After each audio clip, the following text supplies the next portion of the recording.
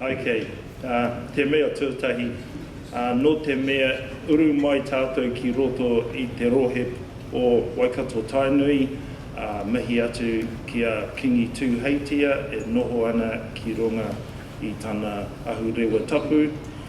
Kia o koutou, aha ko nohia koutou, tēnā koutou, tēnā koutou, tēnā tātou katoa. Nau mai, hara mai, piki mai, kake mai.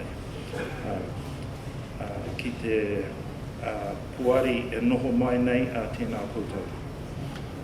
Greetings everyone, welcome to this seminar on Māori Agribusiness. It's really good to see such a large group of people come here.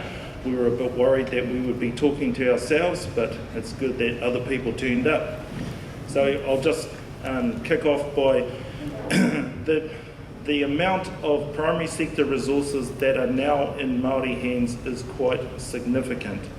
At the last count, about 40% of the fish quota in New Zealand is controlled by Māori. In terms of aquaculture, whenever any new aquaculture space receives consent, 20% equivalent space will accrue to Māori. 43% of New Zealand forests are grown on land owned by Māori. 25% of beef and lamb in this country is grown on land owned by Māori.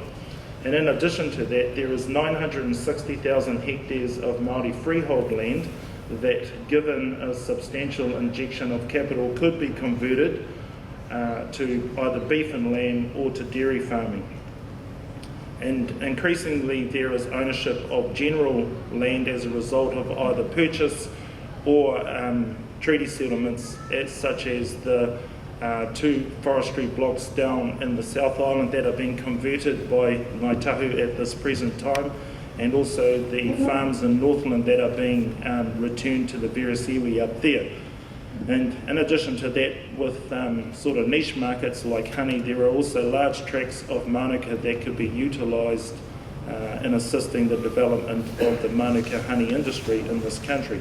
So the problem for Māori is no longer about do they have resources, it is about how do you develop those resources and get the best value for the owners from those particular resources in a sustainable fashion. Generally speaking, Māori farming or Māori resources are underperforming. John Bashara, who is the chairman of Two Whare Toa, who are recognised as the leaders in Māori forestry, said to me the other day that really Two Whare Toa are just ticket clippers in terms of forestry, which means they pick up a rental and that's about it. And Peter Douglas said to me 2 days ago that we're not really in fishing, we are in quota lease businesses. So that, in a nutshell, highlights our particular issues at this point in time. Also, the ownership of substantial primary sector resources has not equated to large-scale employment in those for the Māori owners. So that's another particular problem. Anyway, today we've assembled what are generally recognised as the experts in this particular field, and I will introduce them to you before we get into the questions. So the first guest to my right is Mr. Kingi Smiler, who was a partner in Ernst Young, has substantial international experience and is chairman of Wairarapa Moana, also Miraka, currently a slight thorn in the side of Fonterra at this particular time, and a number of other important positions. And Kingi's also played a major role in the Ahu Whenua Trophy revitalisation over the last few years, and culminating in quite a major event last Friday. Next to him is Hemi, who has not only been Chief Executive of Waikato Tainui, but is also the Chairman of a major landholding in Northland, Otakanini.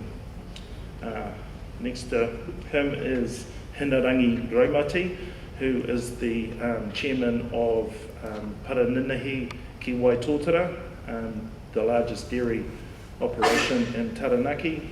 And next to her is Traci Houpapa, who is the first woman chair of the Federation of Māori Authorities. She's deputy chair of Landcorp and is also the chair of Te Uranga, which was a finalist in the Ahu Whenua Trophy this year. And next to her is Mr. Jamie Tuuta, a man on the rise, well and truly, a son of Taranaki who, together with his cousin sitting over there, was responsible for leading the Ngāti Mutunga settlement, and was also a partner in Kahui Legal in Auckland, Wellington, and is now the Māori Trustee, and has currently led a revamping of the Māori Trust Office and its new name, Te Tumu Pairoa. So welcome, folks.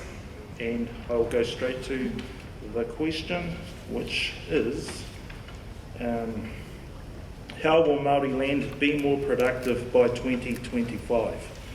And that's quite a wide question. So the first part of that, when I find it, is what is required other than legislative change?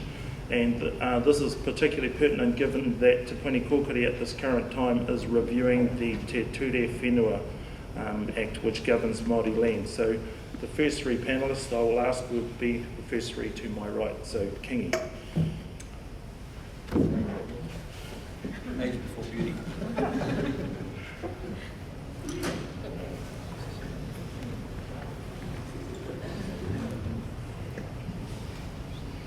Kia ora koutou.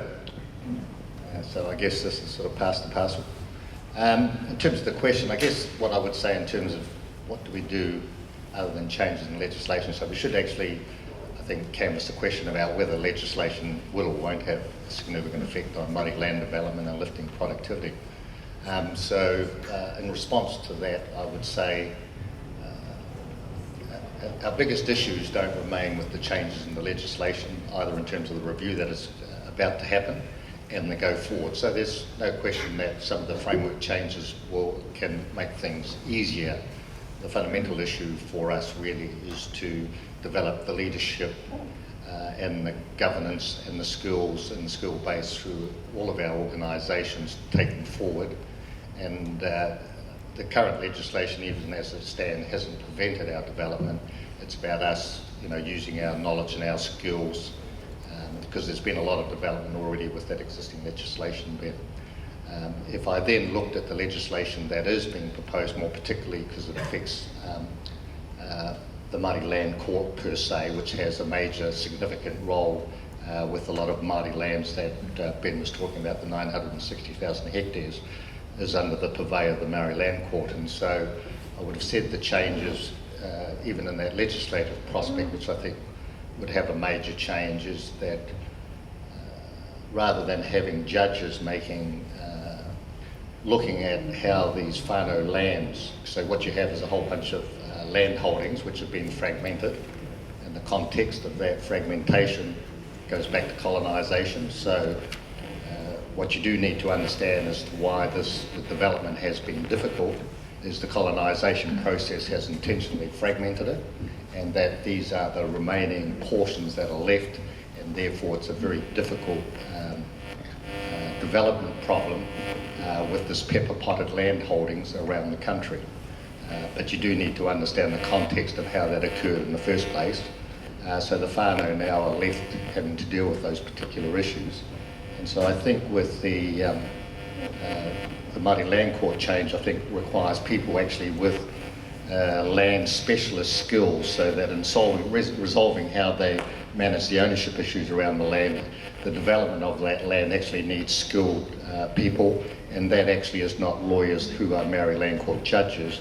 What is needed is specialist panels appointed that have the skill set to assist those landowners to give them the right advice and the right direction about how they should develop those lands. So I think, Ben, that legislative change would be helpful. I think the biggest issue, as we do with all our industries, whether it's Māori or otherwise, is that for these lands to be developed requires capital. So it's not just access to financing is the issue, actually needs real capital. So all of these properties, whilst they're asset rich, are very capital starved, and so we will have a major challenge around finding the right sort of capital to help us do that development. And it's not just the borrowing which can occur, but it also needs real capital to do that. And so our rate of progress is fully dependent on really developing in the quality of our leadership to be able to manage those assets better and to utilise and collaborate together in developing networks that enable us to do that together as a group. And I think if we do that way, then we'll make progress a lot faster. Kia ora. Excuse me, Mr. Dalton. I think you guys, the panel gets a better view of us than we do of you. Okay. There's more lighting down here than there is and you're all going to be seated as you speak. So maybe we'll swap when whoever speaks just comes up here.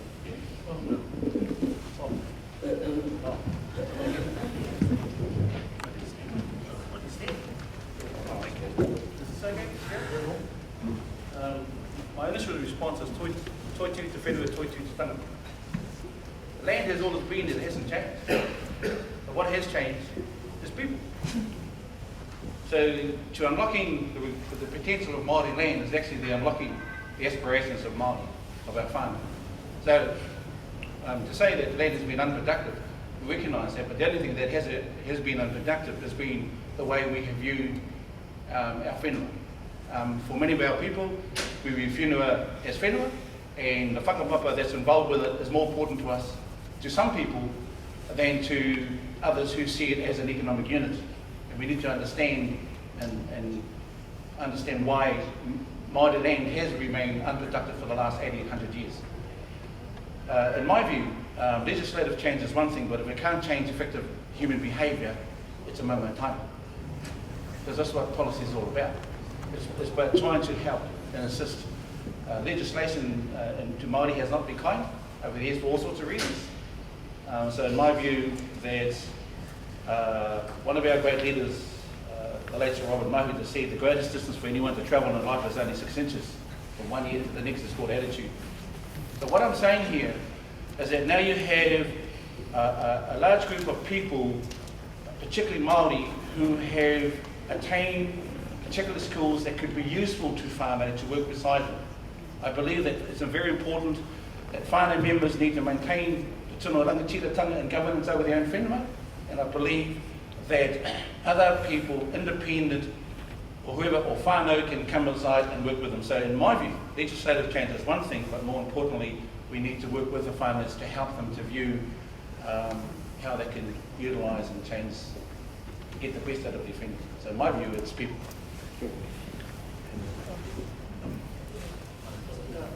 Kia ora tātou. Ngā mihi nui kia koutou, sorry. I think there are 3 things in terms of unlocking that potential, and it isn't really about legislative changes. Hemi and Kingi have said it's about people, it's about capital, and it's about the business models that we use. So in terms of people, I think PKW has benefited hugely by the quality of the people and the change that our shareholders made about 2005, 2006 to start looking for governance who have skills and competency and even youth on their side, which is quite a different model to a lot of the way Māori businesses are governed, although that is of course changing. In terms of capital, we all have quite constrained corporate models. We're an incorporation, we have shareholders, and so if we want capital, we kind of need to go to those shareholders. And of course, those shareholders are the ones who probably need us the most. So we all have quite constrained models in terms of growing our capital base. So some innovation is needed in that space. And then the other innovation, I think, particularly from the PKW example, is about the business model. So we've gone from being quite a passive dairy farming business, where all of our farms were managed by share milkers, and we got half the check and some of the problems and some of the benefits, to really having a mixed kind of model on those dairy farms now with share milkers and managers and variable order. And that's really just trying to figure out and put in place the best possible model to get the best possible return for us. And then sometimes that those pieces of land and those farms need different models. And we also have quite a corporate approach, but try to ground that as much as possible in our tikanga, in the way in which Taranaki does lives its life and behaves in its own way. So, kia ora. Kia ora. Okay, the second question, which we'll give to Traci and Jamie, is amalgamating use without amalgamating ownership is a complex issue. Each of you is part of whanau who have achieved success in increasing productivity on communally owned Māori land. What are some of the key factors in that success? Ka tuahau ki te tautoko ngā mihi ngia ngā kōrero ngia e ngā mane, ngā reo, e ngā mātau waka kua hui mai nei tēnā koutou, a tēnā no tātou katoa. So the concept of amalgamation of lands and whanau, or whanau farming, is not new for us as ngāi tātou tiwi Māori. We are focused on whanau and people development, and if we start to think about the properties that we are leading, and we are starting to think about the original question, which is how do we increase Māori productivity by 2025, we need to firstly put front and centre that Māori agribusiness and Māori farming is already, in many cases, highly productive, highly involved with the value chain play, highly involved as significant suppliers across the agribusiness sector. So we need to put that out front first and foremost. If we start to think about how Māori agribusiness and Māori farming has been successful over time, regardless of the legislative platform and regardless of the policy platform at a national level, then it is very much around good leadership and good governance. And so we start to see people who are stepping up to the plate, who are like this panel here and like many who are in the audience, are recognising that good leadership and good relationships are key strategic and commercial imperatives for good business. And so if you start to think about what's happening across government, across industry and across the Māori sector, what you will start to see is many of us as Māori leaders within agribusiness starting to seek out industry partners and starting to seek out relationships with key government organisations and agencies. I want to tautoko and acknowledge here now the Ministry of Primary Industry for putting this seminar together, because what it does do is it provides a platform for people like yourselves to get a better understanding of what we're doing in terms of Māori agribusiness. So ngā mihi hoki ki a koe ben. The other thing too is that we need to start looking at how we can work together. How can we draw on our industry knowledge as Māori farmers, our industry knowledge generally speaking, and then how can we plug into what's happening across government in terms of the business growth agenda, in terms of the policy platform that Māori Primary Industry, aroha mai ki a koe ben, Ministry of Primary Industry, but that's the next step, obviously. There you go. So what we need to start looking at that triangulation. So if we've got Māori agribusiness front and centre, and we had an outstanding Ahu Whenua Gala Awards for the 80th anniversary for Ahu Whenua Māori Excellence in Business on Friday evening in Taradale, we start to think about what's happening with industry, and that Māori agribusiness leaders and organisations and entities are being courted now, nationally and internationally. We see the play into China, we see the move into Latin America. And so what we're starting to see is that kind of discussion. And the Māori Agribusiness group that is the result of Hei Kai Aokuringa and that Māori Economic Development panel work is going to be critical to advising the strategic direction plan for agribusiness. Over time, we've talked about Māori agribusiness and we've talked about agribusiness, but we need to be talking about agribusiness and recognising Māori agribusiness's significant contribution over many, many years, more recently in the last 10 to 20. So rather than continue, I'll hand it over to Jamie, and Jamie can finish off. Kia ora tātou. Kia ora tātou. So just touching on a couple of points that haven't been covered by Traci, I think at a basic level, amalgamation is really a reality that we face today, and something that all Māori landowners need to consider. In particular, if you have an aspiration to have land being more productive. And really that's returning to touching on what Kingi said earlier.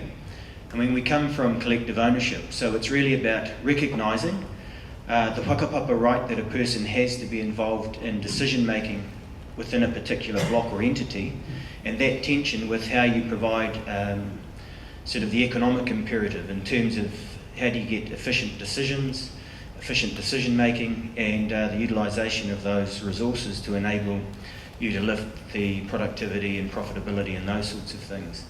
So I think at a basic level, amalgamation is something that we need to consider, and it really comes back to understanding what the aspirations are. So at a basic level, with a group of owners, if it's 1,000, and this is something that our organisation is facing currently, is really understanding what the aspirations of the owners are. Those big questions, and I think if there's some clarity around that, then that should drive certain behaviours and certain decisions that are taken in terms of resolving some of the challenges such as fragmentation that Māori have faced in the past. And so in that respect, I think that's really what is required. Inspiring people to have higher aspirations, and how do you achieve that? It's the common theme around what sort of leadership is being provided currently in that space, and how do we actually inspire our people to lift expectations and to see that they can have more for their land and ultimately for themselves in terms of how we manage our assets, and ensuring that when we do manage our assets that there is some positive benefit for our people. So it's things like Miraka, some of the successful incorporations. It's about inspiring our people with vision, and at a basic level, lifting expectations, lifting aspirations, and that should lead to, I think, the conversations about what's required in terms of making these aspirations a reality, such as addressing the amalgamation issue. So the next question, I've got two more.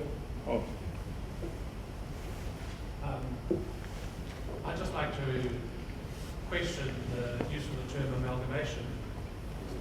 I think that perhaps in terms of Māori ancestral lands, the term perhaps should be aggregation.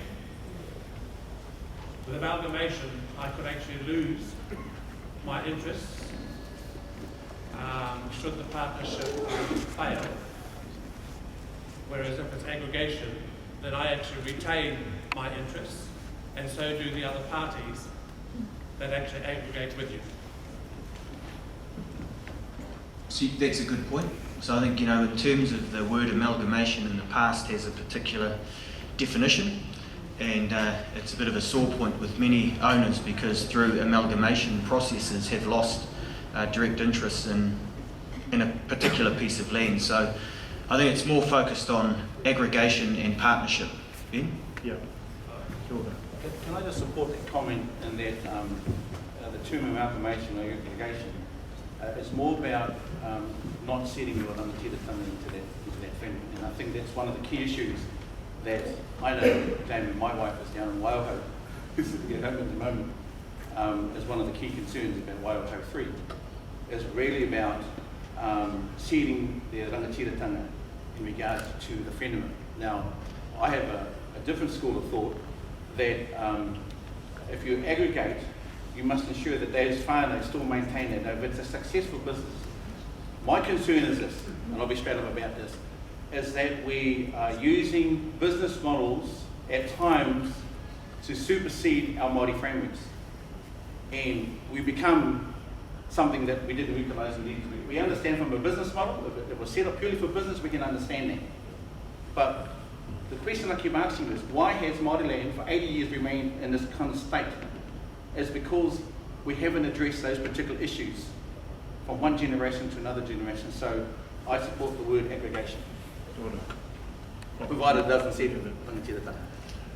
Okay, so I'll go back to the pre-prepared questions, and because there's going to be only two more of these and then it's open to the floor, so I'll just get through this quite quickly. So in a place like Northland where I come from, there's substantial Māori land holdings, and most of them are either on short-term lease or not in any type of production at all, no legal type of production. And so in terms of getting the whānau owners to decide what to do with that and to move to the next step, and this is a question I'd like to put to Kingi in particular, but maybe Kingi and Hinerangi, is what is the, if you had to think of a single critical factor in motivating whanau to make decisions about land use, what would that be? Can Kingi have a mic, please?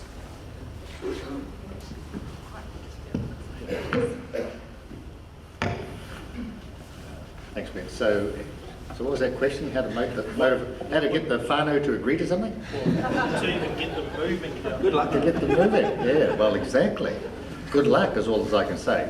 Yeah, like all of when we talk to our whānau, we all have a different viewpoint. So the nature of that work is extremely difficult, and I think the panel in many ways have already sort of responded to some of those questions. And clearly, it needs people to promote a common vision and values that everybody are prepared to agree to, and then they need to have the right leadership to do that.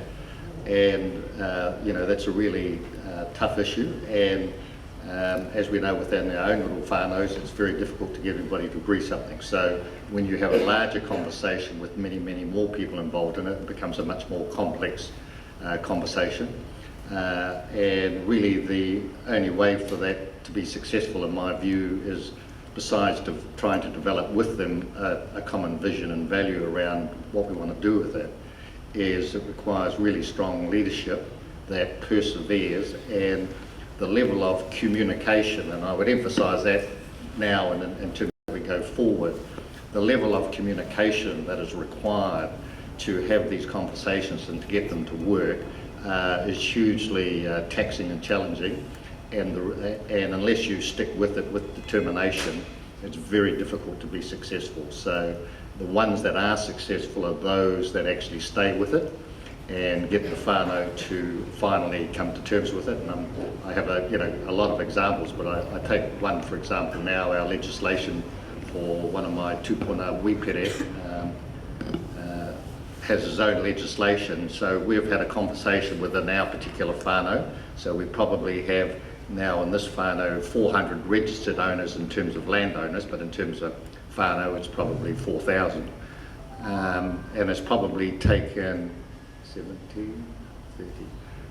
45 years to have a conversation to now review and change that legislation and put in place a constitution and a structure under the existing legislation that we all feel comfortable with, so that we can move forward and develop our assets and in arrangements that all the whānau are happy with. So that's a 45-year conversation, and so and a lot of these conversations are in that same regard, and so all I do is encourage all the whānau that it's hard work, and it's never too late to start and get on with it. But when you start the journey, know that it's a long journey, and if you'll be successful as long as you stick with it. Kia ora.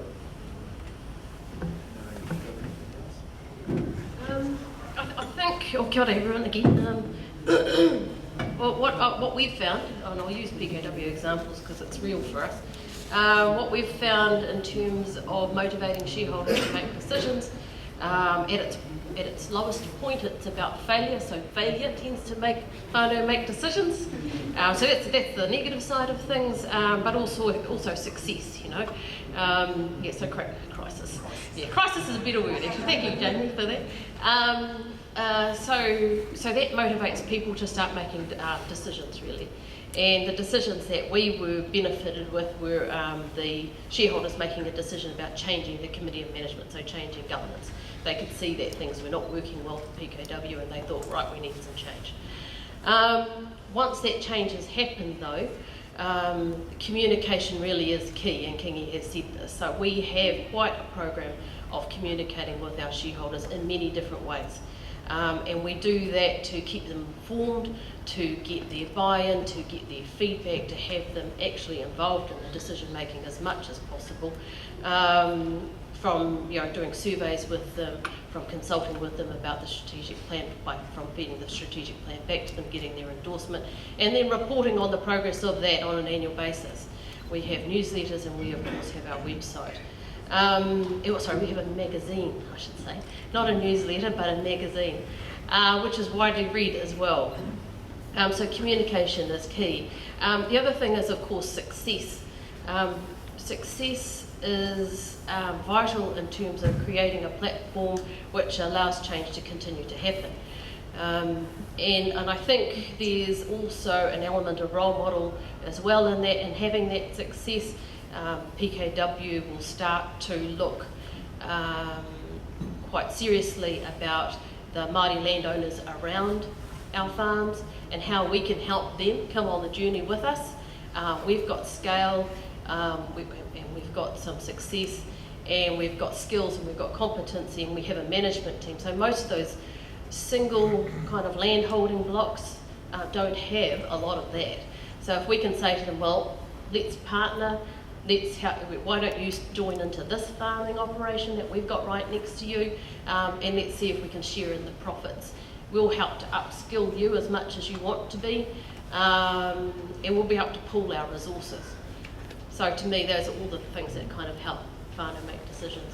And just to go back to the other question, if I can, amalgamation. So PKW is one of those amalgamation models, and it has its pros and its cons. So our shareholders did, a long time ago, actually have specific interest in the land blocks, and all of those titles were amalgamated, and that's how we've ended up with 20,000 hectares and 8,500 shareholders. So it certainly has its pros and cons in terms of giving us scale and being able to create some real wealth.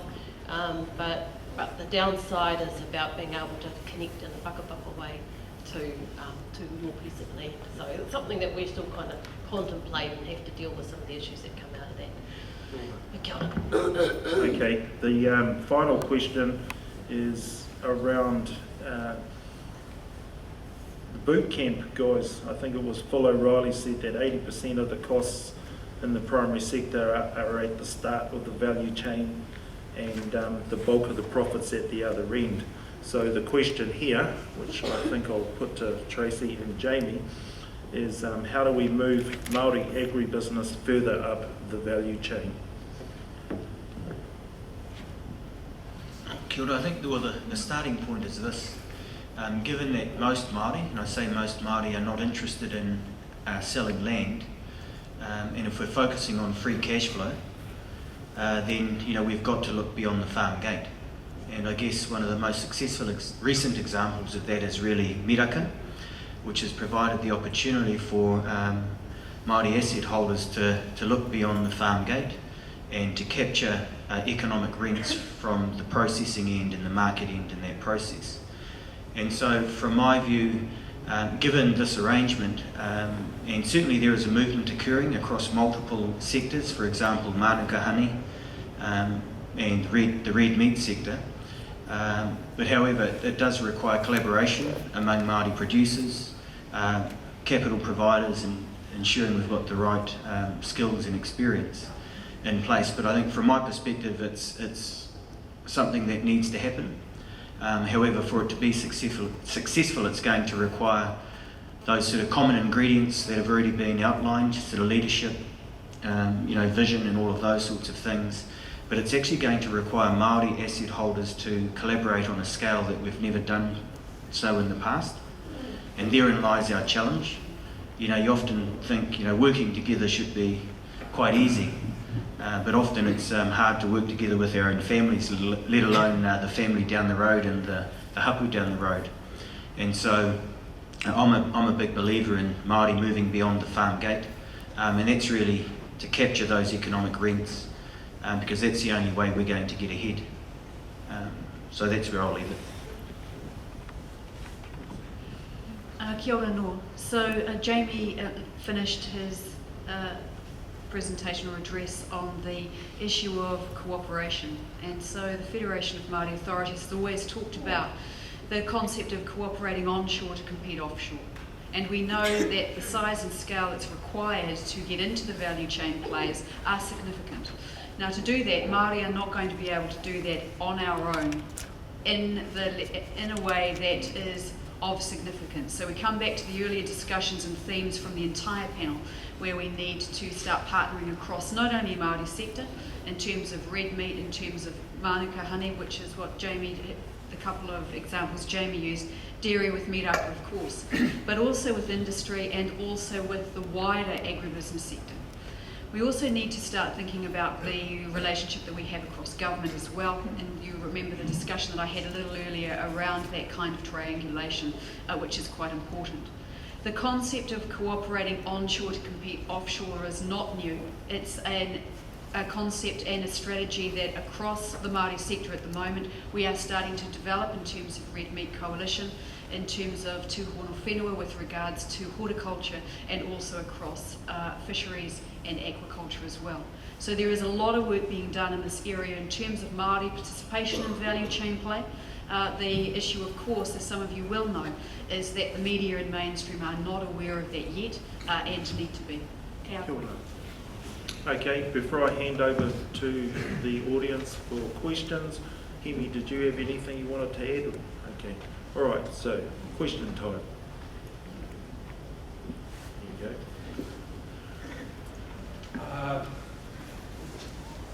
I wonder, among the esteemed minds we have before us, what thoughts have been given in relation to the governance and compliance costs of operating multiply owned Māori agribusiness?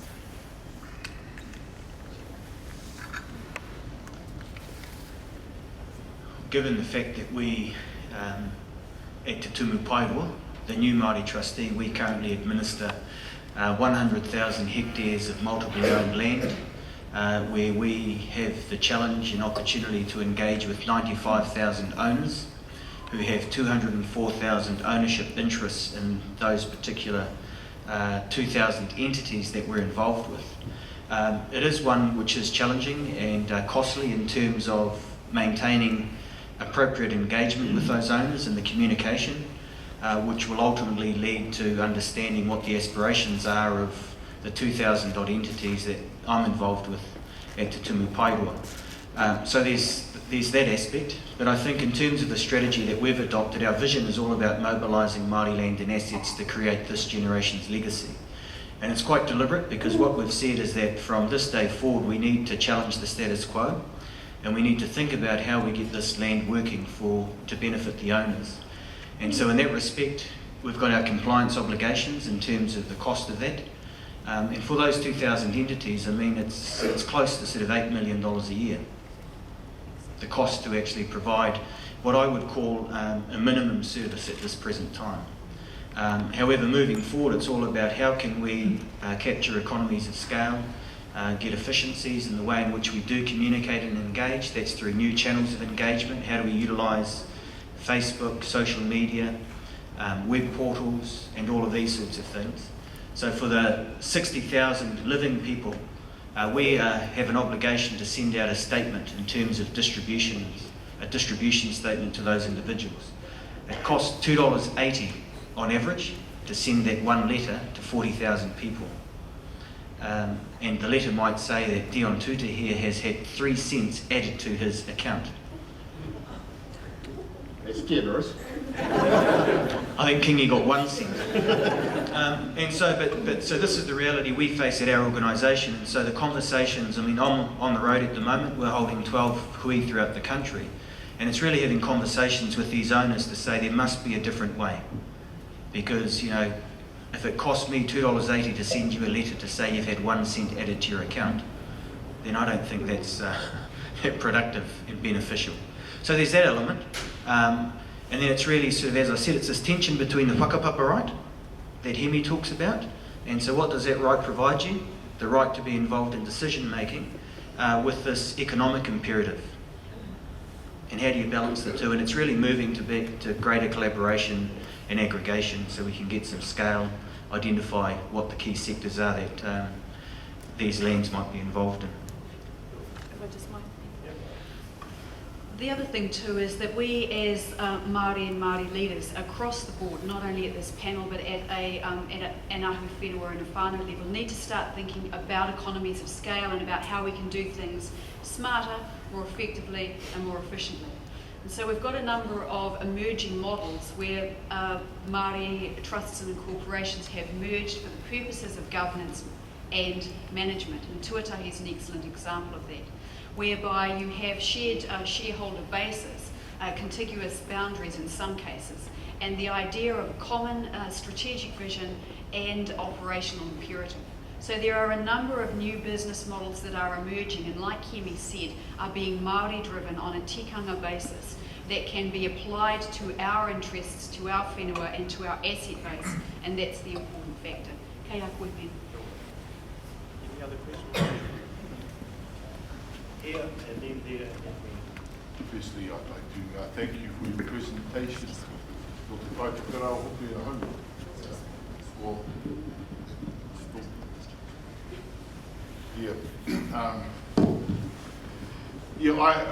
I have a few concerns, but it's really great to see you young people and setting up an organisation that might do something. Because what happens with most of our people and my old people, if they signed something, they lost it. And that was the worry with land, and we've got blocks of land at the north still that we go along. When my great-grandfather had it, you couldn't find a stick to give a dog a hiding. Now it's full of manuka, but we've still owned it, we've still got it. And it's good to hear what you're saying, but to us, the land is an identity, and we're scared of losing that identity, and it's good to see you people. I'm really pleased. I was lucky just to come here to hear this presentation, because I've got concerns up there. I'm close to 70 myself, and the young people are asking me, and all I'm just saying to them is to hang on to it. But really, you're right. When I hear the fella say here, what did he say? They just ticket collectors. Well, then we should own the bus, shouldn't we? And that's what I hopefully think that you fellas are heading to. And this is what we have to do. When I hear the numbers that you talk about, of our acreages that are sitting there doing nothing, something can be done for the benefit of our young people, I support you wholeheartedly. So I won't carry on. I'm not going to carry on too much, but I'll run into you up north. If I know Houpapa koe ki a honi, I don't know if I know. Kia ora.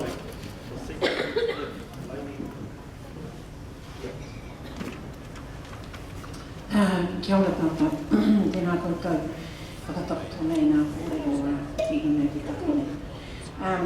Just a question. Given the model that I see here is more of a corporate model of Māori agribusiness development, what are your views, the panel's views on the extent to which we can get whanau or at a smaller private enterprise model going under this kaupapa? I think we should, what you've heard today is about a micro-macro approach. And my view is that to get a good macro approach, you've got to get things done at the grassroots, which is making sure that your farm unit or your land, your whenua, is working really well, and it's important to work with that farm, the whānau around that. The macro approach is when we start talking about economies of scale. So I support wholeheartedly, we all do, what Kingi's been able to achieve, because it's a long time since we've had a Montera. We started with the Sea Lords, and hopefully through the red meat strategy we'll get a MAFCO. And so that's the sort of large scale that we're talking about. But what it does is that it requires courage and leadership to take our people to where we didn't think we could go before. And that's a high trust model. But to do that, we have to work down at the whānau level. In my view, we do have Māori strategies, and one of them is tuakana teina. So why don't you get the better performing farms to buddy up with the smaller farms and help them and be part of that? That's a tuakana teina model. And that's something that we're all accustomed to, with the kaumata to the mokopuna. So what I'm saying is, I'm not kicking the corporate models, but if that becomes the purpose of why we come together as Māori, then we've lost our identity. Our strength is in our identity as Māori, and our strength is in our whanaungatanga and working together. We then use that to translate that and put it into the corporate model to kick on down the value chain, because down the value chain, you've got some pretty sharp cookies, and you need to have sharper cookies of our people working at that level. So we can produce the best that we can off our whenua, and we move it down the value chain and allow these people to do that. Ka pai? The gentleman, placemaker. Hello, my name is Jamie Ball. I'm an agricultural journalist with the farming paper Straight Furrow. I just wanted to ask about education, because education is something that's quite a large issue that I've covered with agribusiness across the whole country. In this room this time yesterday, I was speaking with Tim Mackle from Dairy NZ. He had said that at present he believed there were roughly 150 university-educated graduates coming on farm into the dairy sector each year, and to keep the dairy sector going the way they wanted to go, it should be about 1,000 per year. And we're talking about diploma or degree-educated people. So specifically with Māori agribusiness, do you see this as a factor? And if it is, if I could ask the panel, how is this going to be addressed over the next couple of decades to get where you want to be by 2025? I guess the first response is yes, it's a significant problem, and most of us talked about how at the start of the seminar that people and people development is going to be key to success. We have a really small number of Māori who are educated at the level of expertise that we need. I think we're all making investments into education.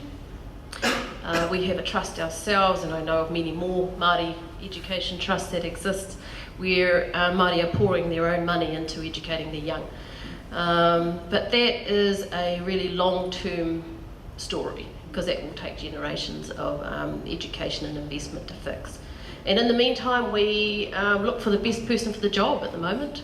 Most of us do, in order to get the best outcomes for our owners. We look for the best person for the job, and that's the short-term answer to that. But a big issue.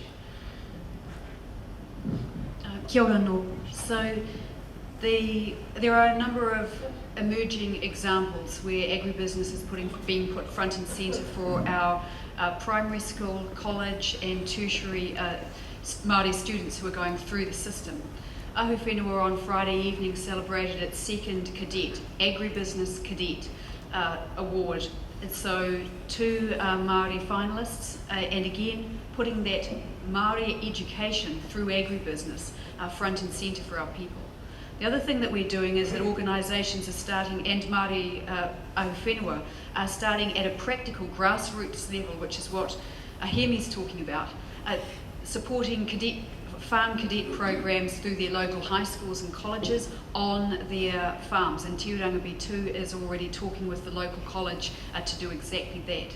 At a higher level, in terms of tertiary study, the Federation of Māori Authorities is partnering with Agri1, which is Massey and Lincoln, as you know, to start promoting agribusiness, not only to tertiary students through the system now, but before that. We know that across the board, Māori agribusiness and the agribusiness sector are bringing people into the agricultural career pipeline is of critical importance for us. And so it isn't only a Māori issue, it's an agribusiness issue that we're looking at. And it happens at primary, it happens at secondary, and it happens before we even get and make the decisions around tertiary, Jamie. So the idea is really getting alongside of the colleges to start influencing the guidance counsellors to say that agribusiness is not a boring, dead-end, no hoper, low labour, low skill career choice, but it's actually the choice of people who are creating their own wealth, who are contributing to the wealth of this nation and the direction of the country. I've got time for one more question. So I'm getting the signal that we need to vacate shortly. So one more question. It's okay, you're on, let it carry on. Okay, What initiatives are you taking to inform the careers advisors at the high school that farming is an intelligent occupation? And one of the speakers up there said, in the past it has been downgraded to the extent that we do not attract these university students. And there are farm jobs out there associated with farming that start at salaries of 50,000 plus. So I'd like to hear more interaction from people like ourselves that are interested in promoting agriculture. I'll kick off briefly. So I think one of the challenges our people have faced is the fact that our relationship with our lands has been severed. And so unfortunately for many of our whanau and families throughout the country, they're not intergenerational farmers as we were. Because I think I always remind people that Māori established New Zealand as an export agricultural nation 160 years ago. But unfortunately, with the passage of time and legislation and all of these challenges, we haven't had that direct relationship hands-on with the land, and so we're starting to see this sort of emergence of moving from a passive landlord to a more active manager of our land and assets. And so I think that's the context.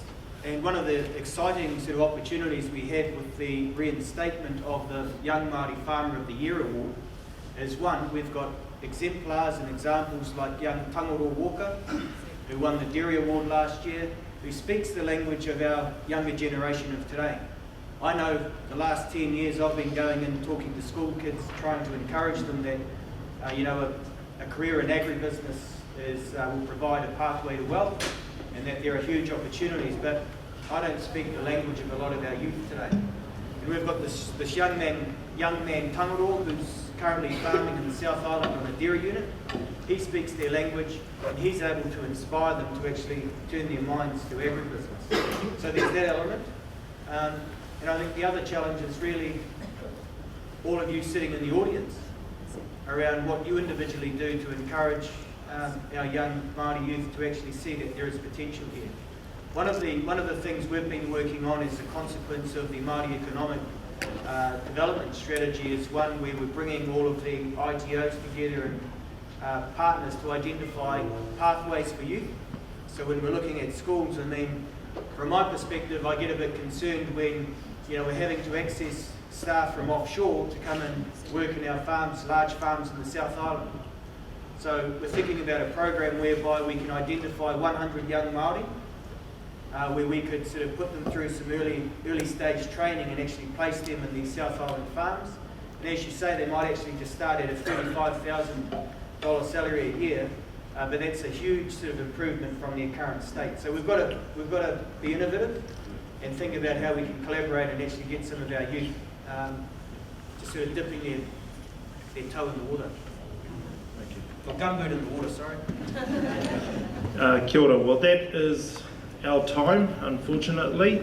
The panel will still be around for a little while after this, so if you have any questions you'd like to take up with them one-on-one, please feel free to do so. I'd like to thank all of you for coming today. As I said before, we were a bit worried because apparently there was something like this last year, but no one turned up, including the panellists. So this is definitely a bonus. Kia ora. And definitely I'd like to thank the panellists for coming. They're all busy people, and they're at the forefront of what is probably one of the most exciting things in the Māori world at the moment. So tēnā koutou katoa. Kia ora.